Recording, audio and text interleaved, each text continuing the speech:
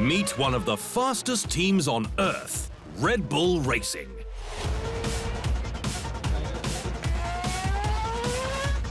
Owned by the beverage company Red Bull, the racing team with the same name has only been on the Formula One scene since 2005. But already boasts some of the sport's most marvelous drivers. And thanks to one German driver in particular, they've been able to secure themselves a series of constructors' titles, making the team one of Formula One's most prestigious. Their racing cars may have racing wings, but no car can outrace the truth.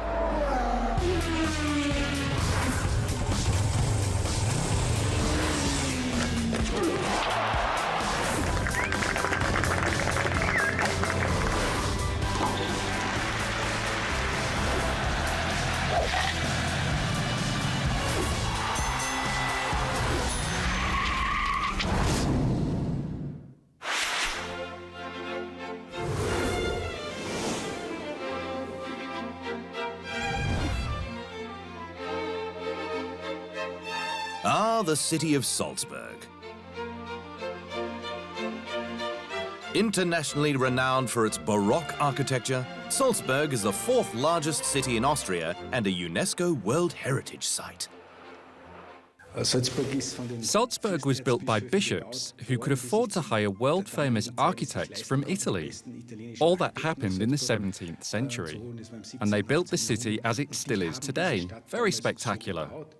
And Salzburg just offers a great atmosphere, and there is a lot to do and a lot to explore.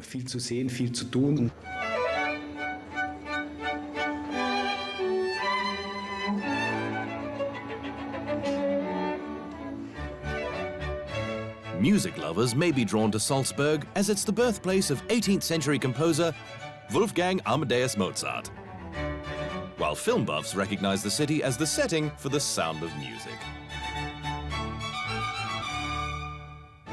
Sports fanatics, however, may know it as the headquarters to Red Bull. But the company's most successful sporting franchise, Red Bull Racing, finds its factory nearly 1,400 kilometers away in the English town of Milton Keynes. The factory housing the Arrows racing team was an empty shell on November the 28th. Since then, it's been a hive of activity, with the team working at 12-hour days, 6 days a week to put the car together. Located just 72 kilometers northwest of London, Milton Keynes found favor with the Arrows racing team in the 1970s and made it its Formula One headquarters. The large town eventually embraced Jaguar Racing, which was bought by Red Bull in 2004. It has since gone on to house a team that prides itself in reaching great heights with humble resources by F1 standards. As far as the factory, obviously it's a fairly modest facility in compared to some of our rivals, but what exists within the buildings is a huge amount of desire and passion, and it's that's enabled us to achieve the kind of results that we have over recent years. Coming up, the meteoric rise of Red Bull Racing.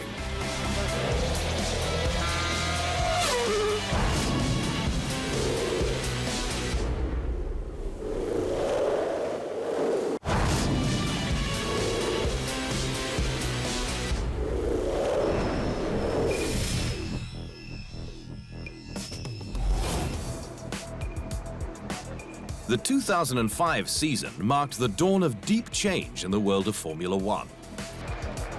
For one, the reign of the Red Baron Michael Schumacher would come to an end with his formidable Ferrari team.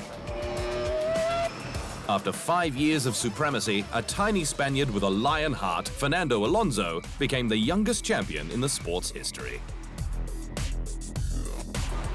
It also announced the arrival of a new upstart company desperate to make a massive impact with a unique combination of relentless determination and a whole lot of fun. However, Red Bull Racing realized that besides the energy stations, pop-up parties, and traveling DJs, they needed an experienced general to guide them on this new adventure. And that man was veteran Scottish driver David Coulthard.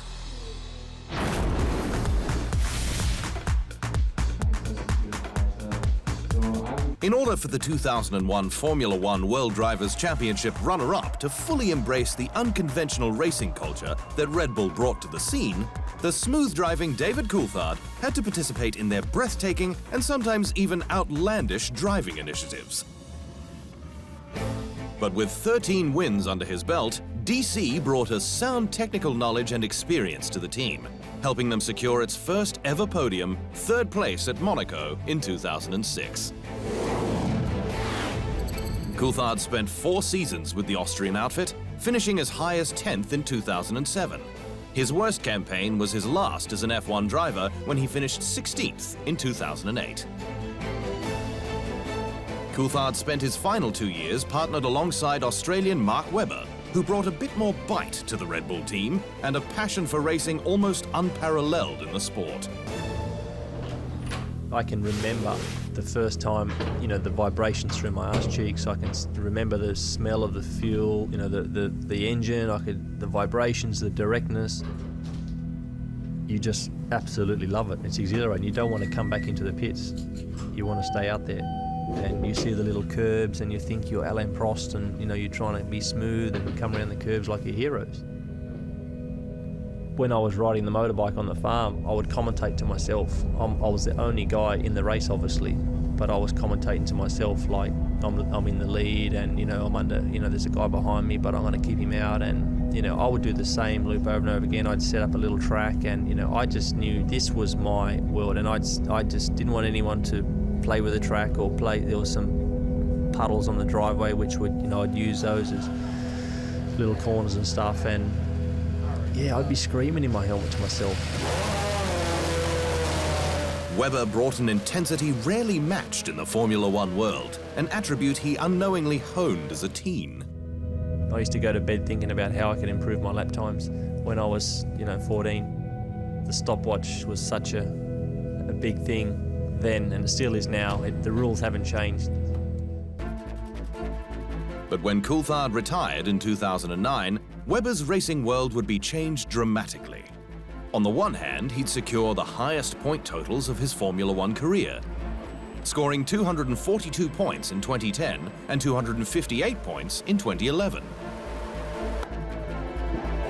On the other hand, despite all his experience, he would find himself living up to the label as the unluckiest man in modern Formula One, playing second fiddle to a young German touted as the new Michael Schumacher.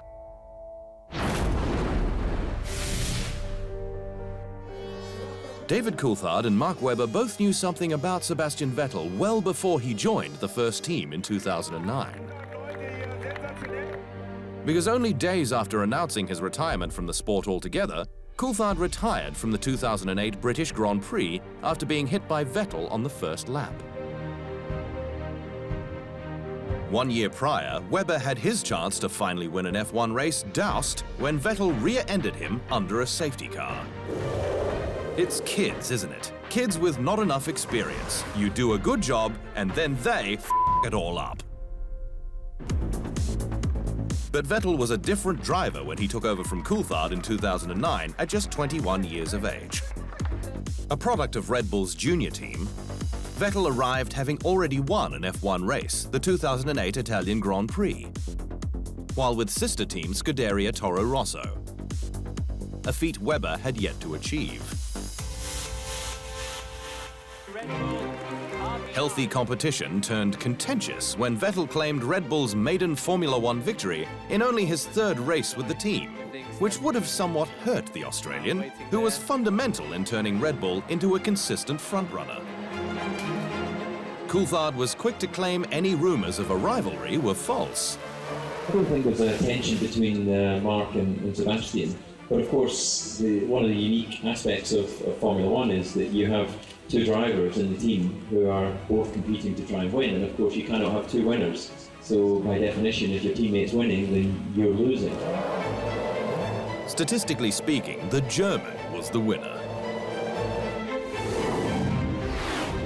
In fact, in the 5 years that the two raced together, Vettel won 38 races compared to Webber's 8, and recorded more pole positions, 44 to 13. Vettel outscored Webber in points 1,410 to 947.5. Vettel was so good, he took home 4 straight titles between 2010 and 2013, becoming one of the most successful F1 drivers of all time. It's like the other years, the team has proven that we're very, very strong, developing the car, improving the car throughout the season.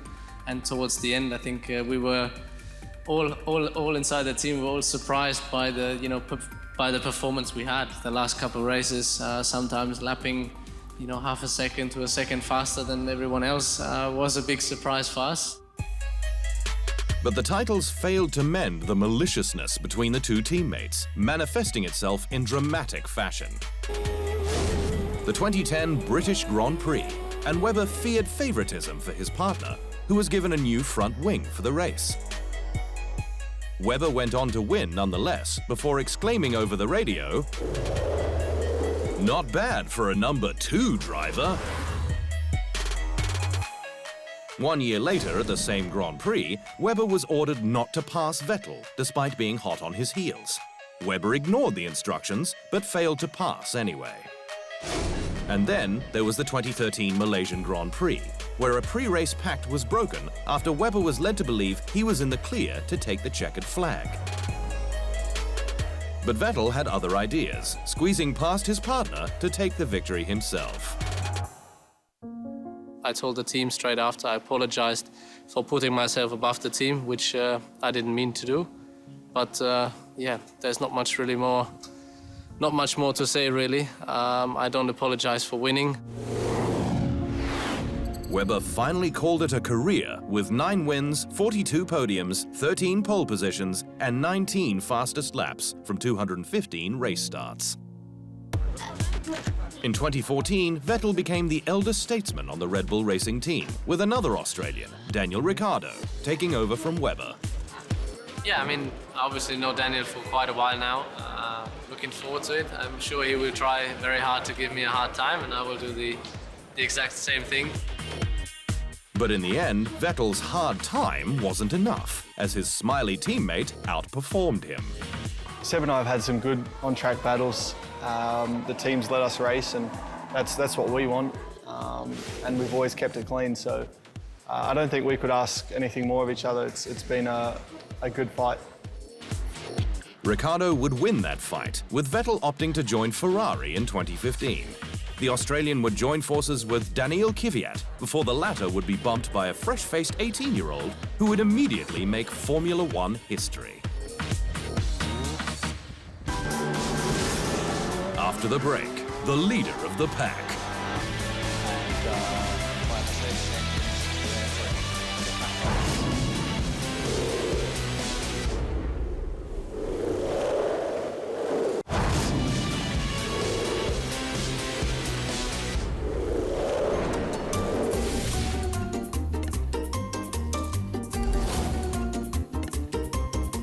Happy couples.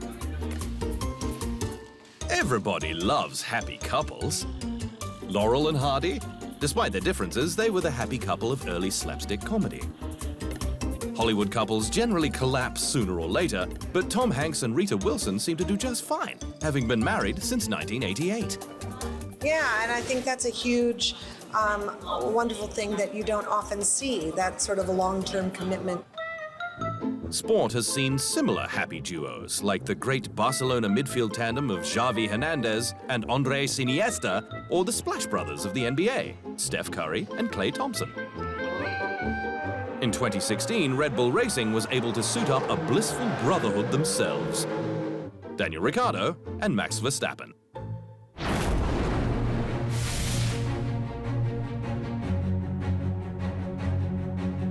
Daniel Ricciardo does dangerous things for a living, like drive a car at more than 300 kilometers an hour. But not even the 2016 Day of the Dead festival could wipe the smile off his face. It was a great show tonight. I enjoyed being a part of it, absolutely.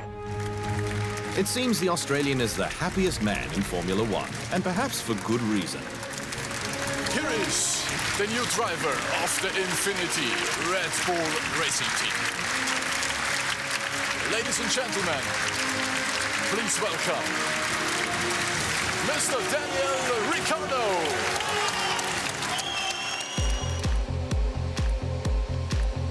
Ricciardo joined the team just before the start of the 2014 season after graduating from the Scuderia Toro Rosso.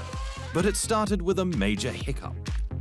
After finishing second on his home turf, Ricciardo was later disqualified after his car was ruled to have exceeded the mandated hourly fuel flow rate limit.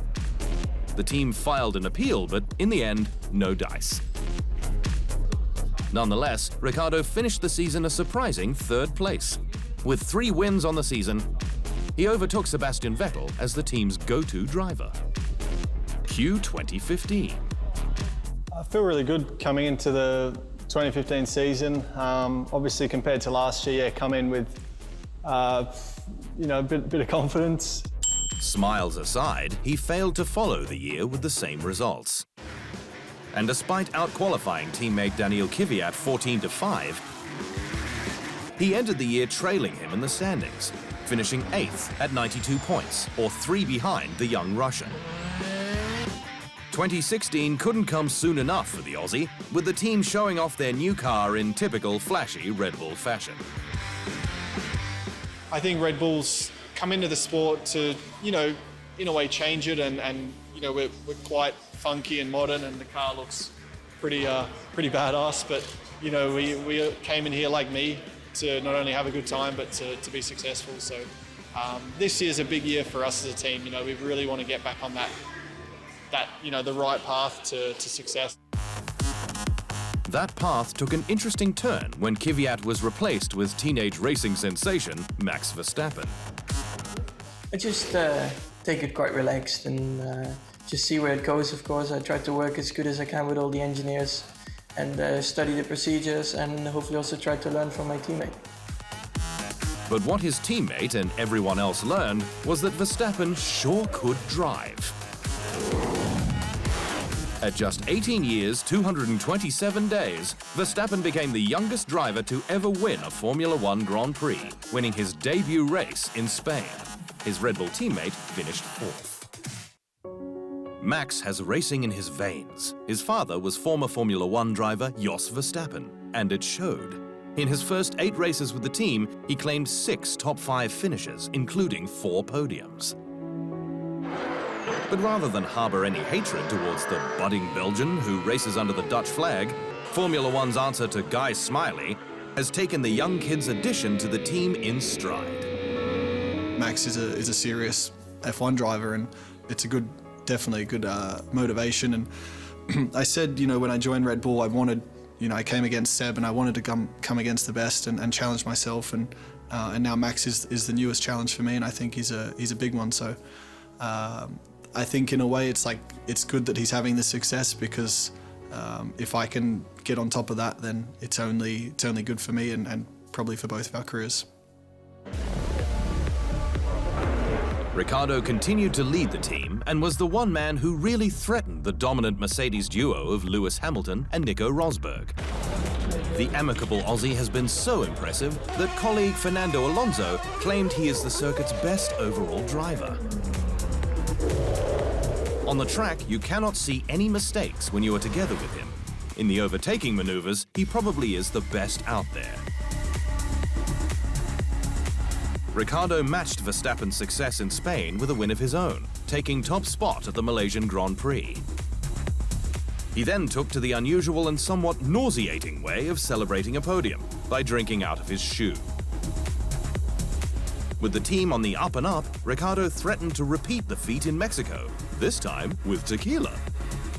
I don't mind tequila, actually, so if I could get up on that top step of the podium, yes, you will see a tequila shoey. He didn't win, but took 3rd place, good enough for 15 points and another shot from his smelly shoe. Red Bull may boast the best race car driver out there, but they can also rely on the man behind the machine who keeps them consistently competitive. Team Principal Christian Horner.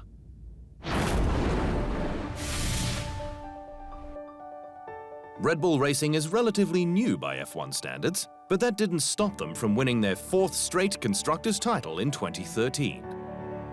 It's been an amazing year, and this evening it's the moment that when you pick up the trophy that the championships become real, and to have done it for 4 years in succession is tremendously special for every member of the team.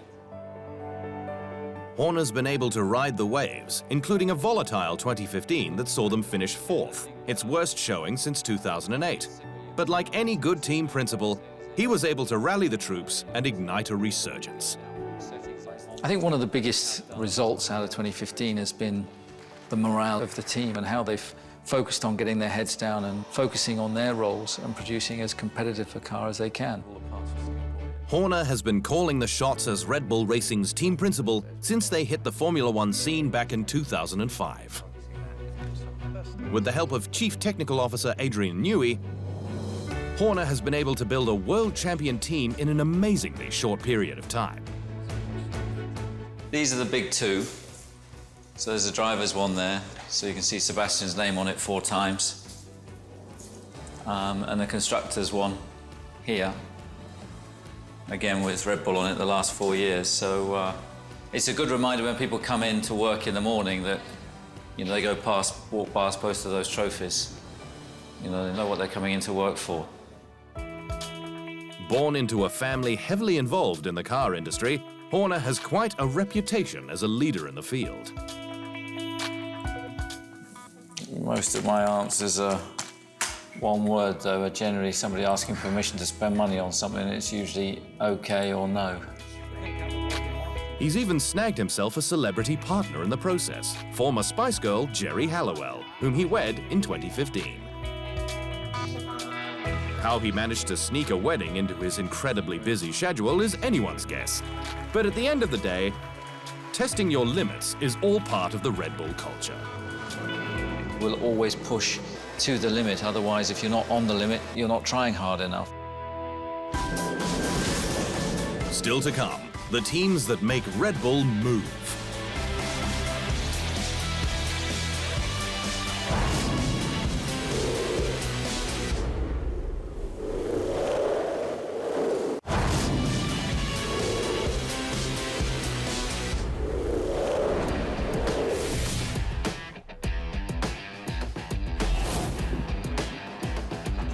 Some have called Red Bull's young driver program revolutionary, others ruthless.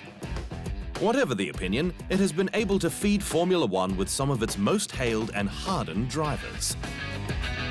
Sebastian Vettel, Daniel Ricciardo, and Max Verstappen are 3 graduates who have won themselves an F1 race, able to add to that already stacked Red Bull Racing trophy case. But there are some who aren't quite there yet. The case of Daniel Kvyat comes to mind. Well, being in junior team, it definitely helps a lot for me as a driver. It's since I'm in Red Bull junior team, I got to know so many new things. I got to understand much more things about the racing in general and about the details, But what the Russian didn't know was that despite making the first team in 2015 and placing higher than teammate Daniel Ricciardo in his first year, he wasn't deemed as up to scratch. Kvyat was demoted to Red Bull's sister side Toro Rosso halfway through 2016. His replacement was Max Verstappen, and the rest is history.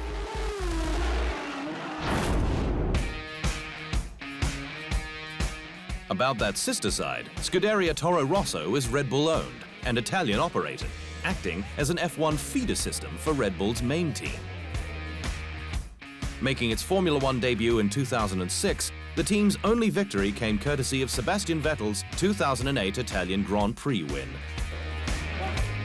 The team has bounced between Renault and Ferrari engines, and the whole setup gives up-and-coming Red Bull drivers a chance to hone their skills with the heaviest hitters in racing. A driver in Formula One always learns something. Car gets from year to year more complicated, and sophisticated, but that's how Formula One is. For all the danger that Red Bull faces with each Formula One race weekend, the team has maintained its penchant for the unconventional that was a cultural cornerstone from the team's inception. Hence, it's not uncommon to see their drivers test the strength of an entire rugby team, spin their tyres through the streets of Vienna, or even try their hand at a little cricket. Seeing Danny Kvyat out there with all the gear, it almost looked like he knew what he was doing. And perhaps it's that intangible of playing as hard as they work that sets the team apart from the rest. Because while Ferrari brings elegance and history to the game, and Mercedes brings an imposing class and contention, Red Bull Racing prides itself on a united and upbeat work environment, in the hopes their F1 results will smile down on them too. And that is the truth. Hope you all enjoyed it.